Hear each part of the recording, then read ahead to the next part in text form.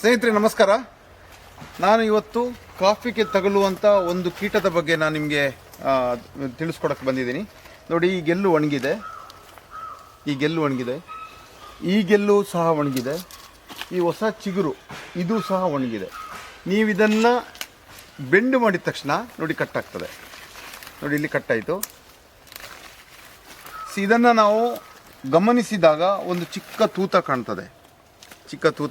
ನೋಡಿ, ಇಲ್ಲಿ ಚಿಕ್ಕ ತೂತ ಕಾಣ್ತದೆ. ಇದರಲ್ಲೂ ಅಷ್ಟೇ, ಇದನ್ನು ಬೆಂಡ್ ಮಾಡಿದ ತಕ್ಷಣ ಕಟ್ಟಾಗ್ತದೆ. ನೋಡಿ, ಈ ಥರ ಕಟ್ಟಾಗ್ತದೆ.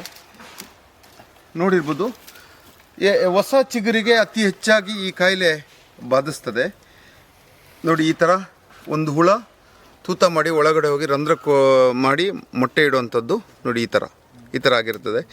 ಸ್ನೇಹಿತರೆ, ಇದು ಝೈಲಂಡ್ರಸ್ ಕಾಂಪ್ಯಾಕ್ಟಸ್ ಅನ್ನುವಂಥ ಒಂದು ಚಿಕ್ಕ ಹುಳದಿಂದ ಬರುವಂಥ ಕಾಯಿಲೆ. ಇದು ಚಿಕ್ಕ ಹುಳುವಿಂದ ಬರುವಂಥ ಇನ್ಫೆಸ್ಟೇಷನ್ ಅಂತ ಹೇಳ್ತೀನಿ ನಾನು. ಸ್ನೇಹಿತರೆ, ಇದೇನು ಮಾಡುತ್ತಂದರೆ, ಅದು ಚಿಕ್ಕ ಹುಳ ಮೊಟ್ಟೆ ಇಡೋದಕ್ಕೋಸ್ಕರ ರಂಧ್ರವನ್ನು ಕೋರಿ, ನೋಡಿ ಇಲ್ಲಿ ರಂಧ್ರ, ಈಗ ಒಂದು ಇಲ್ಲಿ ನೋಡಿ ಕಾಣ್ಬೋದು ನಿಮಗೆ, ಇಲ್ಲಿ ರಂಧ್ರವನ್ನು ತೆಗೆದು ಅದರೊಳಗೆ ಮೊಟ್ಟೆಯನ್ನು ಇಡ್ತದೆ.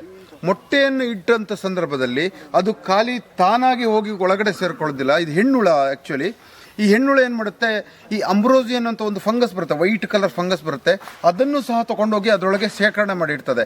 ಅವೆರಡು ಸಿಂಬಯೋಟಿಕ್ ರಿಲೇಷನ್ಶಿಪ್ಪಲ್ಲಿ ಬದುಕ್ತವೆ. ಈ ಅಂಬ್ರೋಸಿಯನ್ ಅಂತ ಫಂಗಸನ್ನು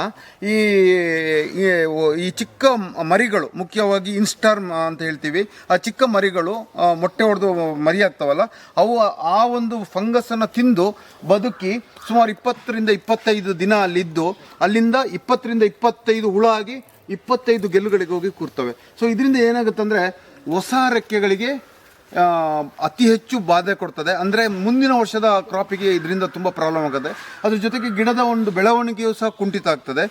ಸೊ ಇದು ಯಾವ ರೀತಿ ಅಂದರೆ, ಒಂದು ಗಿಡದಲ್ಲಿ ಸುಮಾರು 4 ರಿಂದ 5 ರೆಕ್ಕೆಗಳು ಡ್ಯಾಮೇಜ್ ಆಗೋ ರೀತಿಯಲ್ಲಿ ನಮಗೆ ಭಾಸವಾಗ್ತದೆ. ಸ್ನೇಹಿತರೆ, ಇದು ಒಂದು ಕ್ರಿಟಿಕಲ್ ಡಿಸೀಸ್ ಅಂತಲೇ ನಾನು ಅಂದ್ಕೊಂಡಿದ್ದೀನಿ. ಹಾಗೂ ಎಲ್ಲ ಕಡೆ this is one of the most critical disease for farmers. ಅದರಲ್ಲೂ ಎಸ್ಪೆಷಲಿ ರೋಬಸ್ಟಾ ವೆರೈಟಿ, ಅದರಲ್ಲೂ ಹೆಚ್ಚಾಗಿ ಇತ್ತೀಚಿನ ದಿನಗಳಲ್ಲಿ ಡಾರ್ಕ್ ರೋಬಸ್ಟಾ ಏನು ಬರುತ್ತಲ್ಲ, ಅದಕ್ಕೆ ಅತಿ ಹೆಚ್ಚಾಗಿ ಬಾಧಿಸ್ತಾ ಇದೆ. ಸೊ ಇದನ್ನು ಹೇಗೆ ಕಂಟ್ರೋಲ್ ಮಾಡೋದು ಅಂದರೆ, ಫಸ್ಟ್ ಈ ಅಂಬ್ರೋಸಿಯಾ ಫಂಗಸ್ ಅನ್ನೋದನ್ನು ಸಾಯಿಸಬೇಕು. ಅದಕ್ಕೆ ನಾವು ಏನು ಮಾಡಬೇಕಂದ್ರೆ, ಟಿಲ್ಟನ್ನು 200 ಲೀಟ್ರ್ ನೀರಿಗೆ 200 ml ಟಿಲ್ಟು, ಅದ್ರ ಜೊತೆಗೆ ಒಂದು ಇನ್ಸೆಕ್ಟಿಸೈಡ್, ಮುಖ್ಯವಾಗಿ ಪ್ರೊಫೆನೋಫಾಸ್, ಸೈಪರ್ಮೆಥ್ರಿನ್ ನಾನು ರೆಕಮೆಂಡ್ ಮಾಡ್ತೀನಿ. That will be the best one. ಯಾಕಂದರೆ ಅದು ಮೊಟ್ಟೆಯನ್ನು ಸಹ ಸಾಯಿಸೋದ್ರಿಂದ, ಅದ್ರ ಜೊತೆ ಫ್ಯೂಮಿಗೆಂಟ್ ಆ್ಯಕ್ಷನ್ ಇರೋದ್ರಿಂದ, ಸೈಪರ್ಮೆಥ್ರಿನ್ ಇರೋದ್ರಿಂದ ಫ್ಯೂಮಿಗೆಂಟ್ ಆ್ಯಕ್ಷನ್ ಇರುತ್ತೆ. ಅದು ಆರ್ಗ್ಯಾನೋಫಾಸ್ಫರಸ್ ಮಾಲಿಕ್ಯೂಲು. ಸೊ ಅದನ್ನು ನಾವು ಸ್ಪ್ರೇ ಮಾಡಿದಾಗ ಎಫೆಕ್ಟಿವ್ ಆಗಿ ಈ ಒಂದು ಡಿಸೀಸನ್ನು ನಾವು ಕಂಟ್ರೋಲ್ ಮಾಡ್ಬೋದು. ಒಂದೇ ಸ್ಪ್ರೇಗೆ ನನ್ನ ಪ್ರಕಾರ ಕಂಟ್ರೋಲ್ ಬರೋದಿಲ್ಲ.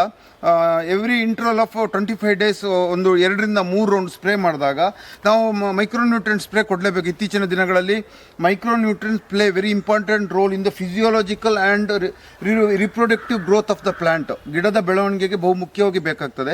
ಸೊ ಅದ್ರ ಜೊತೆನೂ ನಾವು ಇದನ್ನು ಸೇರಿಸ್ಕೊಂಡು ಕೊಡ್ಬೋದು. So this is one of the serious pest which is affecting the farming community. So ಇದನ್ನು ನಾವು ಕಂಟ್ರೋಲಿಗೆ ತರಬೇಕಂದ್ರೆ ನಾನು ಹೇಳೋ ಸ್ಪ್ರೇಯನ್ನು ನೀವು ಬಳಸಿ. ಹೆಚ್ಚಿನ ಮಾಹಿತಿಗೆ ನಮ್ಮನ್ನು ನೀವು ಸಂಪರ್ಕಿಸಿ. ಅವಕಾಶಕ್ಕಾಗಿ ಧನ್ಯವಾದಗಳು. Thank you.